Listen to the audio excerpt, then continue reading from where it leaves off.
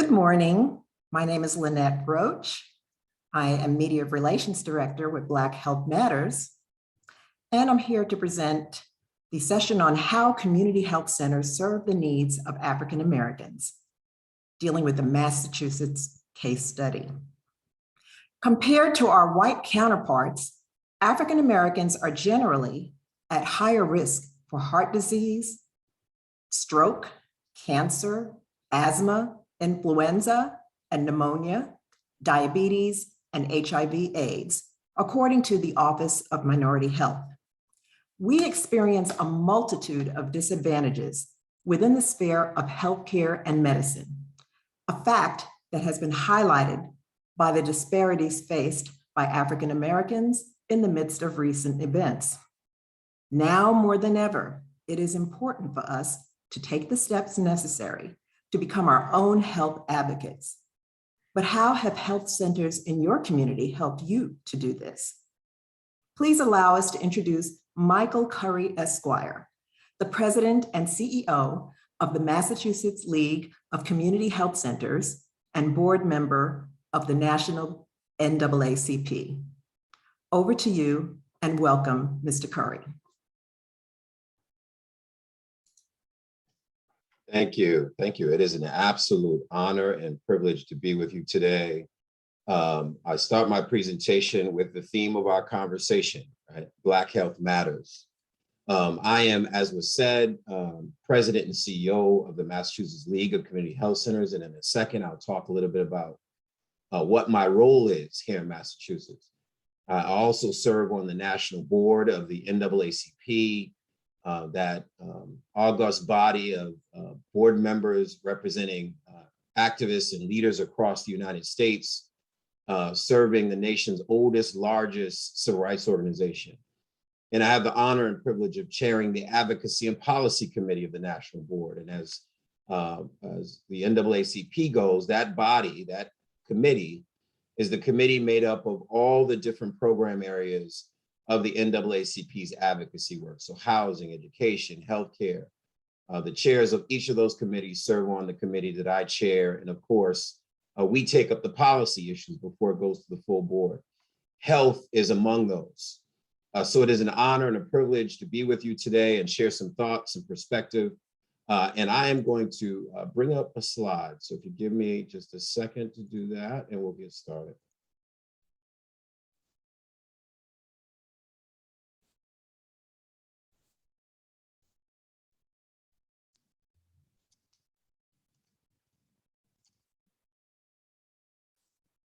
Okay, here we go. So I get to talk on a lot of different topics, and I'm actually honored and privileged that I get to talk on health matters, health equity.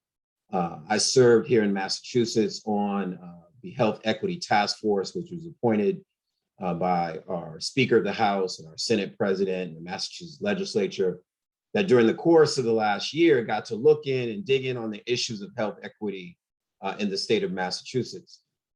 In that role, we looked at things like social determinants of health. In that role, we looked at the data around the disparate impact that COVID-19 has had on communities across the Commonwealth, and particularly communities of color. In addition to that role, I'm a civil rights activist. So I am often engaged across the country to talk about racial justice before George Floyd, before Michael Brown. There have been many of us who've been advocating for change in this country, whether it's through city, state, or the federal policy addressing issues of inequity, injustice. So this presentation, and we'll just talk for a minute, is focused on the role of community health centers and that they serve, but you'll get a perspective that my lens is a pretty diverse lens of not just healthcare, but within that broader conversation of racial justice. So just a quick look at the organization I represent, Community Health Centers in Massachusetts. I represent 52 community health center entities, nonprofits across the state of Massachusetts, more than 300 practice sites reflecting medical, dental, behavioral health, school-based, and social services. Over 1 million patients our health centers serve in Massachusetts. That is, our population is 6.6 million in Massachusetts. So we serve 1 in 7 residents of the Commonwealth, providing a broad range of primary and preventive care, including dental, eye, mental health care, and other community-based services, support more than 18,000 jobs, and generate a total economic impact exceeding $2 billion. We often don't talk about community health centers in this context, but it's important for you as we have this conversation to understand economic engines.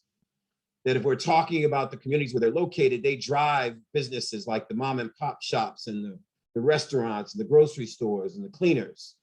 They're employing people who look like the populations in those communities. So if you are, as I am sitting in downtown Boston right now, if you were in Brockton, which is right outside of Boston, a large Haitian population, a large Cape Verdean, and for those who don't know, the Cape Verde Islands are off the coast of Africa.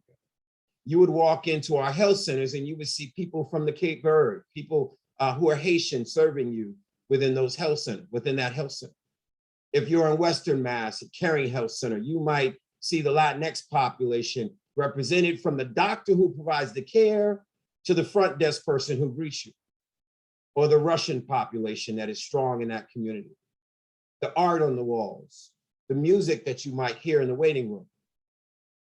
We care for approximately 30% of the Commonwealth's Medicaid patients, approximately 440,000 patients, at a cost of 1.3% of the total state Medicaid spending, and generate approximately $2,371 in savings per person annually. Why am I telling you all this?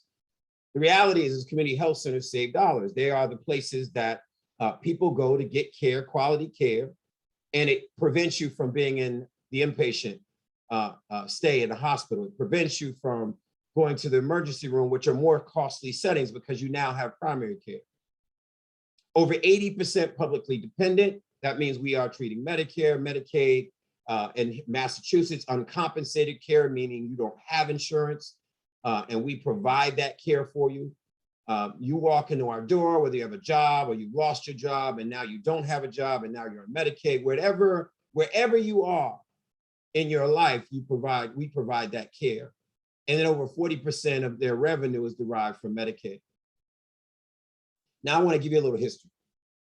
So I am a child of community health centers. I was born and raised, if folks know Boston, Roxbury, Massachusetts. And for those who are not familiar with Boston, think of New Edition and Bobby Brown. For those who are not from Boston, think of Reggie Lewis, the great Celtics player who died tragically. Think of, her name is slipping my mind, famous singer. Boston has a rich history of African Americans. I lived here, born here.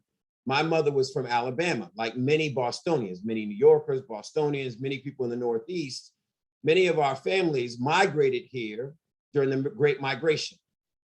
My mother moved here in the 60s from Birmingham, set roots in Boston, and needed to find us healthcare. So by the late 1960s, early 1970s, she got me care at a health center, like many African Americans, because she needed to make sure we had a primary care medical home.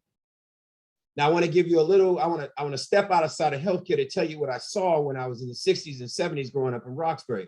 I was a kid who looked around my neighborhood, and many of the Black folks that looked like me were dying of diabetes and heart disease. They were being arrested and incarcerated like my uncles. They were being followed around department stores. They were often being engaged in the drugs and crime that was very prevalent during this early 70s. And I think about all those things I saw in my neighborhood, and as a little kid, I really couldn't put my head around it. What is it about my community that I'm seeing all these things? And then I would travel and go to Birmingham for the summer. You know, many of us in the Northeast, our families would send us back to the South, and we would spend the summer or 2 or 3 weeks down in the places of origin. And we get there and I'd say, wow, Black folks are living the same way as they are in Boston. Poor, dying 5, 10, 15 years early of heart disease and cancer, diabetes and HIV/AIDS. I looked around my neighborhoods and or the neighborhoods I visited, and they were also being incarcerated, also dealing with the same, as we now know, social determinants of health. Those conditions, those circumstances that make people unhealthy.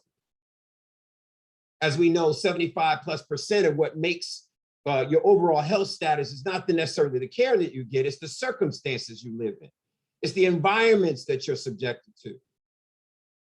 So I think about this slide that I'm showing now, the birth of the health center movement. 1965, the nation's first community health centers were launched as a small demonstration program as part of President Johnson's Office of Economic Opportunity.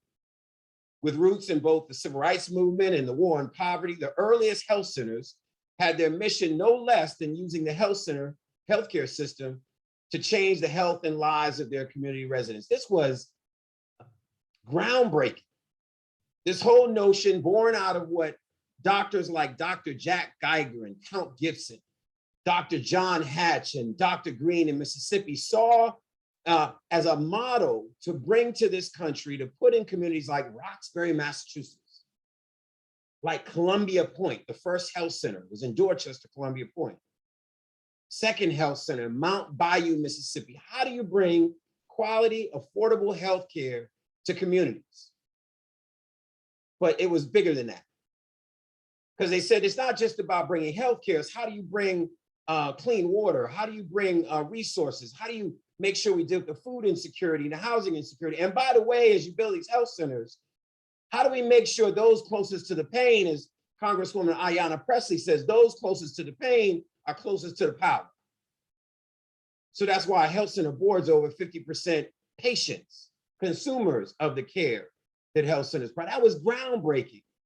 We're not doing that today in many sectors, making sure those closest to the pain are closest to the power. Community health centers were created out of the American Civil Rights Movement. Many people don't know that. When I had a chance to hang out with Jack Geiger, God bless his soul, he died the end of last year. He said, Mike Curry, right? I said, yes. He said, I heard that you're an NAACP person. You're on the national board. I want to talk to you. So we're standing in the lobby at a hotel in Chicago. He says, I don't know if they told you, but this movement of health centers was born out of the civil rights movement. We were all civil rights activists. We were trying to address the inequities in our society. We were physicians. We were Black, we were brown, we were white, and we were coming together to try to create a movement because, quite frankly, the caboose of the civil rights movement was healthcare. We were too busy trying to integrate lunch counters, desegregate schools, that quite frankly, we didn't realize that too many Black and brown folks were living shorter lifespans, and the morbidity and mortality rates were ridiculous in communities across this country. Civil rights workers launched the vision of the health centers. The first centers themselves, the community health centers and civil rights, are connected through a common history. And I mentioned those names. I want you to just take note of them. Dr. Jack Geiger, Dr. Count Gibson, both Tufts University Medical School leaders. Dr. John Hatch, assistant professor of preventive medicine at Tufts University, and Dr. L.C. Dorsey, Dr. Andrew James, and Dr. Robert Smith. The mission of community health centers and the basic work they do is an expression of a civil rights ethic. Now, I want to deviate to tell you something real quick. I was in Boston some years ago at a presentation, and a doctor said, Mike, I want to introduce you and the rest of the audience to this concept called the weathering effect. And she said, Michael, I want to explain it to you this way. She said, the weathering effect is, we went in and asked Black parents to rate their kids' asthma from 1 to 10. And many of those parents rated the kids' asthma 4, 5, and 6. Then we had the doctors come in and evaluate those same kids. I had asthma as a kid. I was often with the Flovin and the Alupen and bent over because I couldn't breathe, or sitting out of the gym in school. She said, we evaluated those same kids, they're 8, 9s, and 10s. And Michael, that's the weathering effect. You can get so used to being sick, so used to being in the emergency room once a month, once a quarter, so used to being bent over that it becomes normal to you. You become weathered to being sick. So I address the Black folks on this call, and I do this in any conversation. I say, what are you weathered to? Are you weathered to the aunt you lost at a young age of diabetes? Are you weathered to the uncle you lost of HIV/AIDS, gone too soon, or the young nephew that got killed in a drive-by, or the murder in your family that was unsolved, or the treatment you get when you walk in the department store when they follow you around because they think you're going to steal, or the lack of access you might have to healthy foods, or a job opportunity. Last hired, first fired, not compensated the same. Right? These are the circumstances. These are the backdrop to our American healthcare system. Are you weathered to those conditions? I want you to think about this from a weathering perspective. Right now, 236 million cases of COVID-19 worldwide and close to 4.8 million deaths and 6.3 billion or so vaccines doses administered. Over 44 million cases just here in the US, with over 708,000 deaths. I know this has gotten so common, right? You see this used to be on a slide on CNN on the right-hand corner of the screen, and we would see the infection rate, the hospitalization rate, the death rate. We've almost been weathered to death. 708,000 deaths in just the United States. And I don't know if you noticed, I know you kind of heard it, I don't know how much you've taken it in. Too many of those deaths were Black. Why? Because we're closest to the pain. Because we didn't have the racial and ethnic data we needed to have the interventions we need. That's the number one strategy in addressing a pandemic or emergency disasters. I need to know the data. I need to have the data so I can have the right interventions. We didn't have the right data. We didn't have all the data around the impacts of this on communities and on populations. Protection of healthcare and essential workers. We know closest to the pain means we are the nurses. We're the physician assistants. We're the grocery store workers. We're the transportation folks who are always closest to this disease. We didn't have the PPE. I don't know about your community, but we were talking about PPE. Nobody had KN95s or N95s. We might not have even had a surgical mask. So folks were told, just put a scarf over your face. Access to timely and reliable information. We don't do a good job in this country of giving out public health information timely, reliably, and part of that is because our public health infrastructure has been shattered under, and I'll use this phrase intentionally, it's been defunded. Defunded, like we did our pandemic response. Equitable access to testing, contact tracing, alternatives for isolation. That's what we were dealing with here in Massachusetts, in Boston, and across the country. I know we have a pandemic, but how do we make sure we respond in a way that we're saving the lives that are closest to the disease? That is our families. That's the Black family. Access to resources, mortgage and rent relief, food supplies, and childcare. Now, here's what's interesting. We knew there was people use that term of a tsunami is coming because of this pandemic and the economic impact of the tsunami. But I always tell people, the reality is we were dealing with a tsunami before COVID-19. We were already disparately unemployed. We were already dealing with 2 to 3 times being unemployed than white Americans. We were already dealing with mortgage and foreclosures and evictions across the country. So this pandemic just exacerbated what we were already dealing with, the digital divide. Right now, as you sit here on this call, we quantum leaped. Now we can work remotely if you have that type of job. We learn remotely because we had to, because kids had to sit in their houses and sign into class. We provide care remotely through telehealth. We were resistant to telehealth, but now people can actually make a phone call or jump on a video and have a conversation with a provider. And we're already seeing from a Black health perspective that more people have access to behavioral health because they can use the technology when they have access to the technology, which is why you need to be plugged in on policy, whether it's just a phone or a video, having people have access to say, hey, I need help. And I may not feel like or have the access to come down to your facility, but I need to talk to somebody.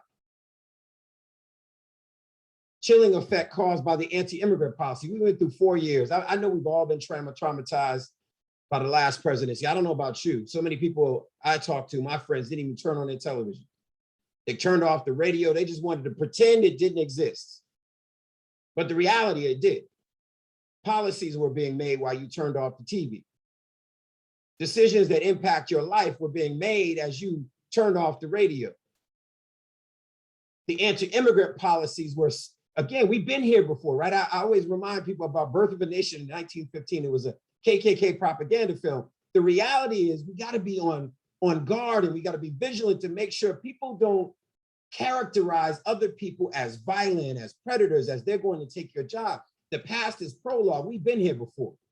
We Black folks know that story. We know that story. That's why William Monroe Trotter in 1915 led 10,000 Black folks just a half a mile from where I'm standing right now to shut down the Tremont Theater when Birth of a Nation aired, because he understood that that was white racial pornography. That the showing of those images meant that it would feed the hate across this country that would later lead to Red Summer in 1919. Race massacres across this country. I just came from Duluth, Minnesota, a race massacre of 3 circus workers. Tulsa, Oklahoma, Washington, DC, Chicago. Look it up, Red Summer. Diversity in vaccines and clinical trials. They always say, well, why don't they trust the science? Why won't they trust us providers? We're making these calls, we're trying to reach out, and still too many Black and brown folks won't come in and get a vaccine. And I tell people all the time, they don't trust us because we haven't been trustworthy. We got to work harder to gain that trust. That's J. Marion Sims and his experimentation on slaves. That's Tuskegee syphilis in the decades of when the science told us that Black folks were the syphilis-soaked race. This wasn't quack doctors. This was the science. When that doctor just last year chronicled her disparate treatment as she died because she saw the healthcare system treat her differently when she suffered from COVID-19. These are lived experiences. This is history. All wound up. And if you're on this call and you say to yourself, well, Mike, I talk to a lot of people, they don't even know about J. Marion Sims, and they've never even heard much about Tuskegee syphilis. I always tell people, use the example of a violent neighborhood. Now, I don't know about you, but when I was a kid and I walked around Roxbury, I didn't know all the details of what was going on in my community, but my mother, by the way she held my hand, by the tone of her voice, by the look she gave me, I knew what house to stay away from, what neighborhood not to go near, what people to stay away from, and that works in our health system as well. I ain't letting them folks experiment on me. I'm not getting in no clinical trial. I ain't going to that hospital because they just gonna let me die. So that's the taint of race in our healthcare system. But these equity issues that we're dealing with in society right now, we need to not be weathered to our conditions. And now is the time to weigh in on policy. And that's one of the things. So I won't spend a lot of time here. We know, if I go into data, you've seen it, the disparate rates of infection, hospitalization, and death from COVID-19 by race.